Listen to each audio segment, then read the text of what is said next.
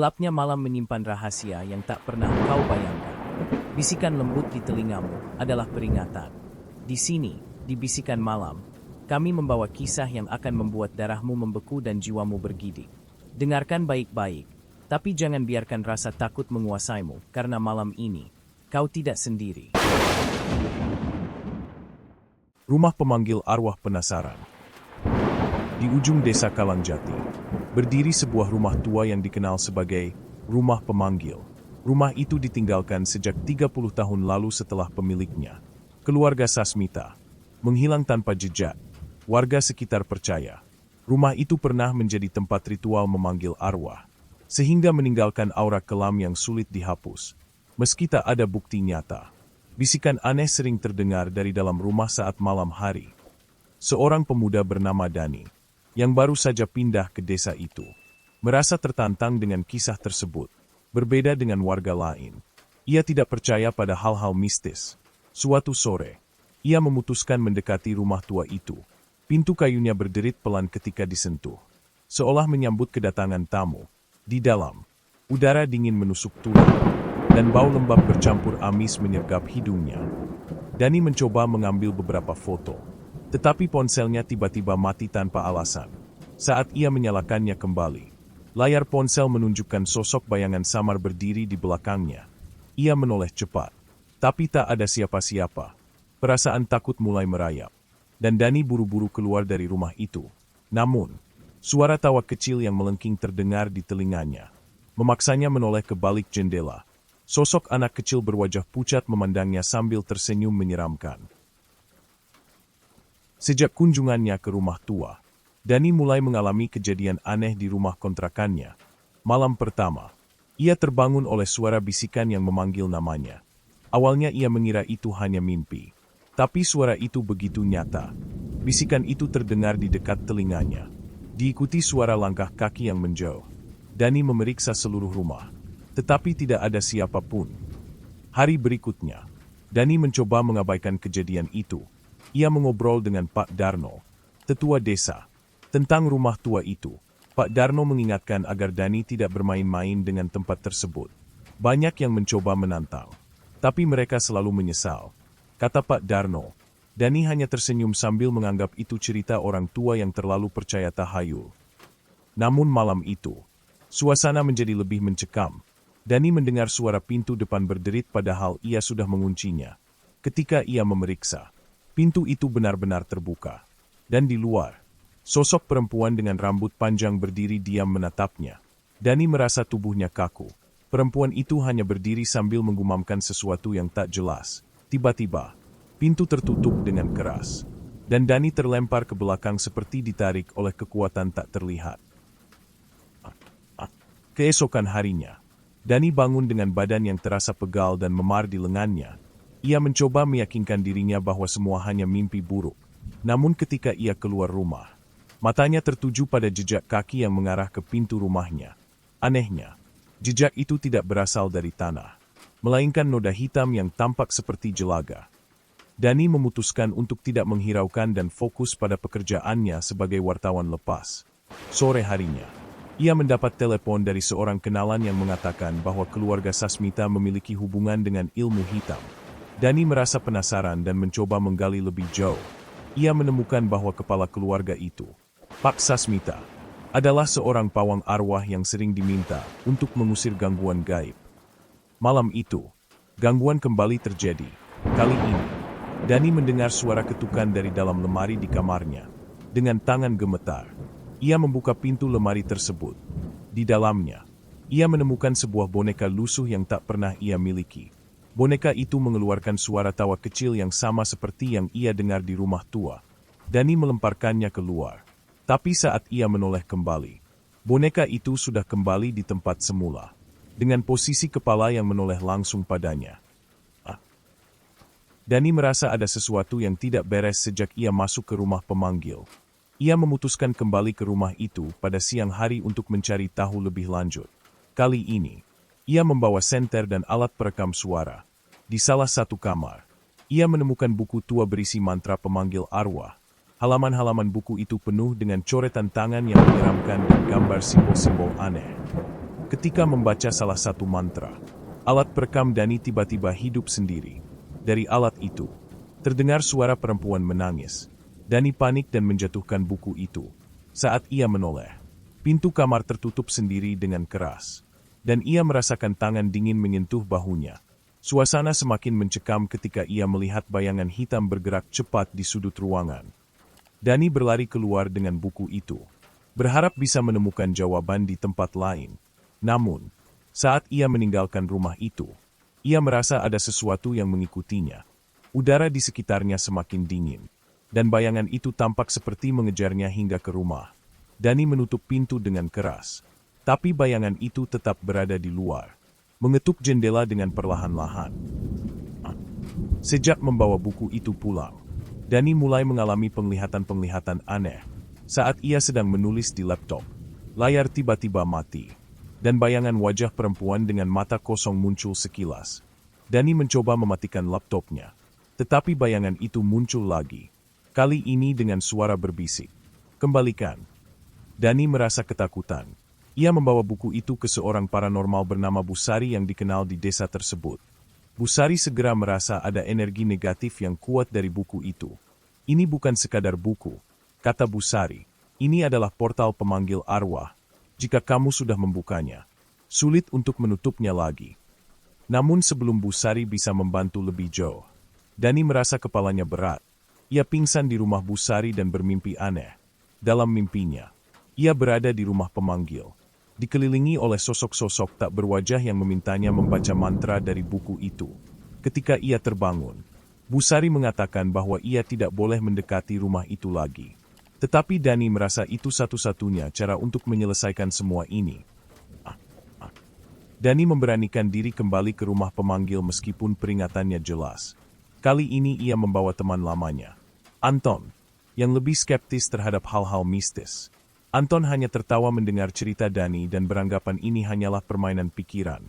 "Aku akan membuktikan bahwa ini semua omong kosong," katanya sambil masuk lebih dulu ke dalam rumah. Di dalam rumah, suasana kembali berubah. Lantai berderit di bawah langkah kaki mereka, dan udara menjadi berat. Anton memutuskan membuka ruang bawah tanah yang selama ini tertutup. Mereka menemukan altar tua dengan lilin-lilin yang sudah meleleh dan foto-foto keluarga Sasmita yang dibakar sebagian. Di altar itu, ada sebuah kotak kecil yang terkunci rapat. Ketika Anton mencoba membukanya, suara teriakan nyaring menggema di seluruh rumah. Lampu senter mereka berkedip-kedip, dan suara langkah kaki mendekat dari arah tangga. Tiba-tiba, pintu ruang bawah tanah tertutup sendiri, meninggalkan mereka terperangkap di kegelapan. Anton mencoba membuka pintu ruang bawah tanah dengan paksa, tetapi tidak berhasil. Di tengah kegelapan, mereka mendengar suara napas berat yang semakin mendekat. Dani merasa tangannya ditarik sesuatu. Tetapi ketika ia berteriak, Anton tidak melihat apapun. Mereka menemukan korek api di salah satu sudut dan berhasil menyalakan api kecil. Saat cahaya muncul, mereka melihat dinding ruangan penuh dengan coretan mantra yang sama seperti di buku yang Dani temukan. Anton mulai percaya ada sesuatu yang tidak wajar. "Apa sebenarnya tempat ini?" tanyanya dengan gemetar. Setelah beberapa jam terperangkap, pintu ruang bawah tanah tiba-tiba terbuka. Namun, mereka merasa seolah sedang diawasi. Ketika mereka keluar, Dani melihat sosok perempuan dengan gaun putih berdiri di halaman. Menatap langsung ke arahnya, perempuan itu mengangkat tangannya, menunjukkan kotak yang sama seperti yang mereka temukan di ruang bawah tanah. Dani mulai menyadari bahwa semua kejadian ini berkaitan dengan perjanjian keluarga Sasmita di masa lalu. Mereka telah membuka pintu dunia lain, tetapi gagal menutupnya. Dani dan Anton memutuskan kembali ke Busari untuk mencari cara menyingkirkan buku dan kotak itu. Namun, Busari hanya mengatakan bahwa ritual itu harus diselesaikan. "Jika kamu tidak menyelesaikan apa yang telah dimulai, mereka tidak akan pernah pergi," katanya. Dani merasa terjebak. Ia harus memilih antara melanjutkan ritual atau meninggalkan desa dengan risiko terus dihantui seumur hidup. Sementara itu, Anton merasa ada yang aneh dengan dirinya. Ia mulai mendengar bisikan-bisikan di kepalanya, memintanya untuk kembali ke rumah pemanggil. Dani mulai curiga bahwa Anton telah dirasuki oleh arwah penasaran yang ingin menyelesaikan ritual itu. Anton mulai berubah. Ia sering melamun dan menggumamkan sesuatu yang tidak jelas. Dani semakin khawatir ketika suatu malam ia menemukan Anton berdiri di halaman belakang rumahnya, memandangi bulan dengan tatapan kosong. Ketika Dani memanggilnya, Anton menoleh dengan mata yang hitam sepenuhnya, tanpa bola mata. Dani membawa Anton kembali ke dalam rumah dan mencoba menghubungi Busari. Tetapi tidak ada jawaban. Malam itu, Anton menghilang tanpa meninggalkan jejak. Dani menemukannya keesokan harinya di dekat rumah pemanggil, berdiri di depan pintu dengan tangan memegang kotak kecil yang mereka temukan sebelumnya. Kotak itu sekarang terbuka, dan di dalamnya ada seikat rambut manusia. Saat Dani mencoba menarik Anton pergi, Anton berbalik dan berbicara dengan suara yang bukan miliknya. "Kalian tidak bisa melarikan diri." Suara itu berkata. Tubuh Anton tiba-tiba jatuh lunglai ke tanah. Sementara Dani mendengar tawa melengking dari dalam rumah. Ia menyadari bahwa ia harus bertindak cepat sebelum sesuatu yang lebih buruk terjadi. Dani memutuskan mencari lebih banyak informasi tentang keluarga Sasmita. Ia menemukan seorang mantan pelayan keluarga itu yang tinggal di desa sebelah. Wanita tua bernama Embok Sri itu awalnya enggan berbicara, tetapi akhirnya bercerita setelah Dani memohon. Menurut Embok Sri, Pak Sasmita terobsesi dengan ritual memanggil arwah setelah kehilangan anak pertamanya dalam kecelakaan tragis. Ia percaya bahwa ritual itu dapat membawa anaknya kembali. Namun, arwah yang datang bukanlah anaknya, melainkan makhluk lain yang mengaku sebagai penolong. Sejak saat itu, keluarga Sasmita mulai dihantui. Embok Sri mengatakan bahwa satu-satunya cara untuk mengakhiri kutukan ini adalah dengan membakar buku ritual dan kotak tersebut di tempat asal ritual dilakukan. Namun, ia juga memperingatkan bahwa makhluk yang terlibat tidak akan membiarkan hal itu terjadi dengan mudah. Dani harus siap menghadapi konsekuensi yang mengerikan. Dani memutuskan melaksanakan saran Embok Sri. Ia membawa buku ritual dan kotak tersebut kembali ke rumah pemanggil. Kali ini dengan hati-hati, ia menghubungi Busari untuk meminta bantuan, dan wanita itu setuju untuk menemani Dani. "Kita harus melawan kegelapan ini bersama," kata Busari. Saat mereka masuk ke rumah, suasana menjadi semakin berat. Suara bisikan mulai terdengar dari segala arah. Bayangan hitam muncul di setiap sudut, seolah mengawasi mereka. Dani dan Busari memasuki ruang bawah tanah, di mana altar tua itu masih berdiri. Mereka menyiapkan api untuk membakar buku dan kotak tersebut. Namun, sebelum mereka sempat menyalakan api, pintu ruang bawah tanah kembali tertutup dengan keras. Lilin di altar menyala sendiri, dan sosok perempuan bergaun putih muncul di tengah ruangan. Wajahnya penuh luka dan matanya memancarkan kebencian. "Kalian tidak bisa mengambil apa yang menjadi milikku," katanya dengan suara serak. Busari mencoba membaca doa untuk mengusir sosok itu. Tetapi makhluk tersebut mulai menyerang. Lilin-lilin beterbangan, dan udara di ruangan menjadi sangat dingin. Dani merasa tubuhnya ditarik oleh tangan-tangan tak terlihat yang muncul dari lantai. Ia berteriak meminta bantuan, tetapi Busari hanya bisa bertahan dengan membaca mantra. Dalam kepanikan, Dani mengambil korek api dan membakar buku ritual tersebut. Api menyala terang, dan suara jeritan memenuhi ruangan. Sosok perempuan itu tampak terbakar bersama dengan buku tersebut. Tetapi tiba-tiba api padam, meninggalkan bau hangus yang mengerikan. Ketika semuanya tenang, Dani menyadari bahwa kotak kecil itu masih utuh. Busari mengatakan bahwa ini belum selesai. "Kamu harus menghancurkan semua benda ini, termasuk kotaknya," katanya. Namun, saat mereka mencoba membawa kotak itu keluar, pintu ruang bawah tanah tidak terbuka. Seolah-olah sesuatu masih menahan mereka. Dani dan Busari akhirnya berhasil keluar dari ruang bawah tanah setelah berjam-jam mencoba. Namun, mereka merasa bahwa arwah di rumah pemanggil semakin kuat. Dani menemukan bekas cakaran di lengannya. Meski ia tidak ingat bagaimana itu terjadi, Busari menyadari bahwa arwah itu telah menandai Dani sebagai target berikutnya. Malam itu, Dani bermimpi buruk tentang keluarga Sasmita. Ia melihat seluruh keluarga duduk di meja makan, tetapi wajah mereka rusak dan penuh luka. Mereka memintanya untuk menyelesaikan tugas yang mereka tinggalkan. Dani terbangun dengan keringat dingin, merasa bahwa ia semakin terhubung dengan arwah-arwah tersebut. Ketika Dani bangun keesokan paginya, Ia menemukan coretan mantra di dinding kamarnya, yang mirip dengan yang ada di buku ritual. Busari mengatakan bahwa waktu Dani semakin sedikit. Jika ia tidak menghancurkan kotak tersebut segera, arwah itu akan benar-benar mengambil alih hidupnya. Dani dan Busari memutuskan untuk kembali ke rumah pemanggil pada malam hari untuk menyelesaikan ritual terakhir.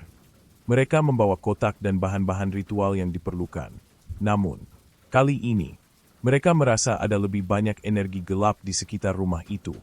Jalan menuju rumah dipenuhi kabut tebal, dan suara-suara aneh terdengar di kejauhan. Setibanya di sana, Dani melihat pintu rumah sudah terbuka lebar, seolah-olah menanti mereka.